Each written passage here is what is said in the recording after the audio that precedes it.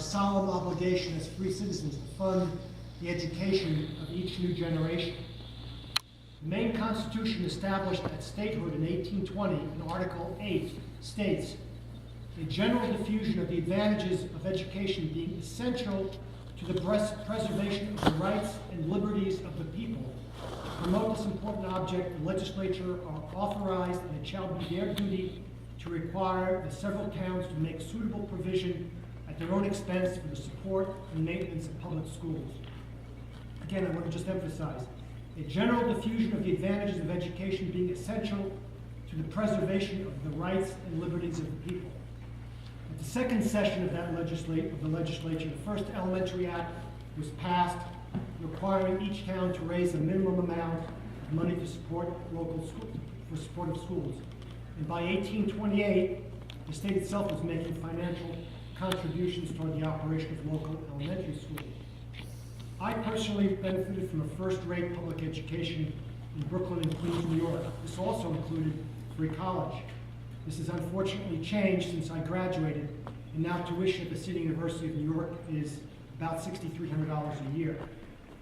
Our 5 towns came together about 50 years ago to form a school district because they each recognized that it was in their interest of all of our town students to pool resources.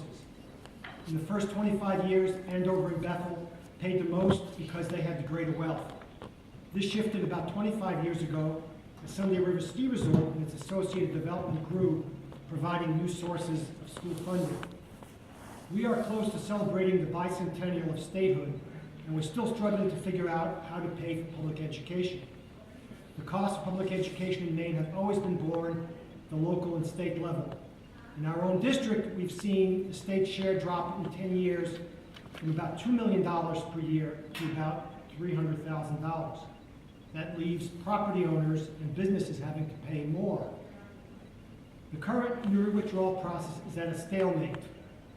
The school board's position was that the current taxation system was fair, and it should not be up to the board of directors to change the funding formula. The Newry withdrawal is ultimately about how to allocate local taxes fairly among the 4 remaining towns in the district. This is a crucial and critical public policy issue. Should wealthier individuals and communities pay more to educate all our children? Is there a fairer system? The essential qualities of education to preserve people's rights and liberties, as mentioned in the Constitution, should not be different from town to town. Later this evening, the board will be voting to establish a 4-town committee to consider changing the current cost-sharing formula in our community. I will be supporting this. It should be up to the remaining 4 towns and its voters to determine how to fairly pay for educating all our students. Public education is one of the hallmarks of a great nation.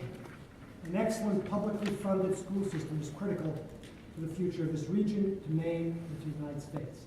Thank you.